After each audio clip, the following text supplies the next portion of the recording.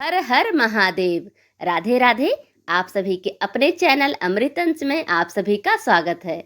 आज मैं आप सभी को शरीर पर भस्म क्यों लगाते हैं भगवान शिव, इसकी कथा सुनाने जा रही हूँ।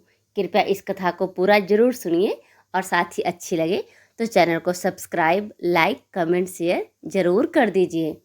शिव पुराण की एक कहानी के अनुसार जब देवी सती ने दक्ष प्रजापति के हवन कुंड में आत्मदाह कर लिया था तो भगवान शिव सती के जले शव को लेकर पूरे संसार में भटक रहे थे। शिव दुख के सागर में डूबकर संसार के प्रति अपनी जिम्मेदारियों को भूल चुके थे। देवताओं को शिव सहित संपूर्ण संसार की चिंता होने लगी थी। ऐसे में भगवान विष्णु ने अपने सुदर्शन चक्र से सती के शव के टुकड़े कर दिए। सती के शव के टुकड़े पृथ्वी पर गिरने के बाद शिव के हाथ में केवल राख ही बची। चिता की भस्म को शिव ने सती की याद में अपने शरीर पर लगा लिया।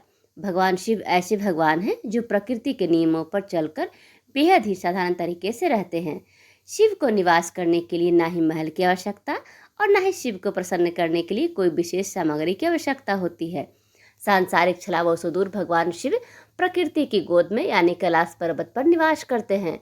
आप सब भगवान शिव को पूरे श्रद्धा भाव से धतूरा, बेलपत्र जैसी चीजों से प्रसन्न कर सकते हैं। वहीं भगवान शिव को मोक्ष का देवता कहा जाता है। मोक्ष यानी जीवन मृत्यु के चक्र से स्वतंत्र होकर दुख और सुख से ऊपर उठना। भगवान शिव मृत्यु का उत्सव मनाते हैं, इसलिए तो भगवान शिव चिता की भस्म या राख को अपने शरीर पर लगाते हैं। आपके मन में ये भी कभी न कभी सवाल जरूर आया होगा कि आखिर भगवान शिव चिता की भस्म को अपने शरीर पर क्यों लगाते हैं। शिव पुराण में भगवान शिव और सती की एक कहानी वर्णित है। इस कहानी के अनुसार देवी सती के पिता प्रजापति दक्ष भगवान शिव को पसंद नहीं करते थे। शुरुआत में वो अपनी बेटी का विवाह शिव से नहीं करना चाहते थे, लेकिन सती के बहुत समझाने और हट कर बैठने के कारण उन्होंने सती का विवाह शिव से कराया। शिव सती के विवाह के बाद भी प्रजापति दक्ष शिव के प्रति अपनी नकारात्मक भावनाओं को बदल नहीं पाए। एक बार उन्होंने एक विशाल यज्ञ का आयोजन किया जिसमें उन्होंने सभी देवी देवताओं को आमंत्रित किया, लेकिन अहंकारवश और शिव को नीचा दिखाने के लिए शिव और सती को यज्ञ में आमंत्रित नहीं किया। जब सती को यज्ञ के बारे में पता चला तो उन्होंने भगवान शिव को अपने साथ चलने के लिए कहा, लेकिन भगवान शिव ने सती को यह कहकर इनकार कर दिया किसी भी आयोजन में बिना निमंत्रण नहीं जाना चाहिए। लेकिन सती ने शिव की बात नहीं मानी और क्रोध में अपने पिता के घर पहुंच गई। उन्होंने अपने प्रजापति दक्ष से शिव को निमंत्रित न किए जाने का कारण पूछा। सती ने अपने पिता से पूछा कि आखिर उन्होंने शिव से इतनी घृणा क्यों है, जिसे सुनकर दक्ष कुछ पल के लिए मौन हो गए।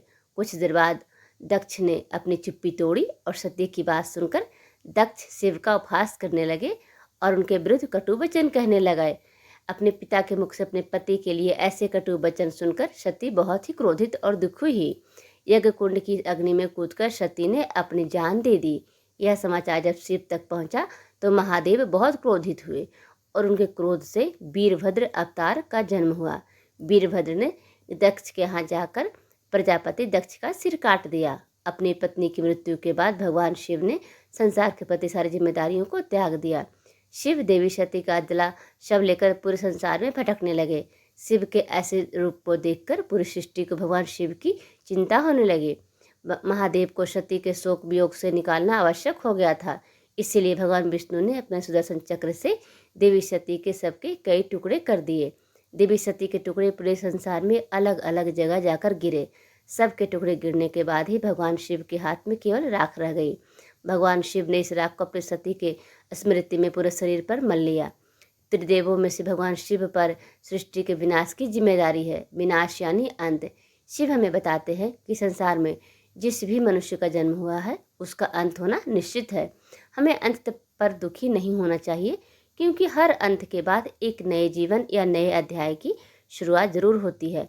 मोक्ष के देवता शरीर पर भस्म लगाकर संदेश देते हैं कि संसार में कुछ भी स्थायी नहीं है, हर चीज़ का अंत है। अंत में हर चीज़ को भस्म में परिवर्तित होना ही है। जैसे मानव शरीर का अंतिम सत्य यही है, इसलिए कभी भी अपने रूप रंग या किसी भी चीज़ अन्य सांसारिक चीज़ पर अहंकार नहीं करना चाहिए। कथा सुनने के लिए आप सभी का बहुत बहुत धन्यवाद। प्लीज़ आप सभी अपना साथ ऐसे ही बनाए रखें और साथ ही चैनल को सब्सक्राइब, लाइक ज़रूर कर दीजिए। धन्यवाद।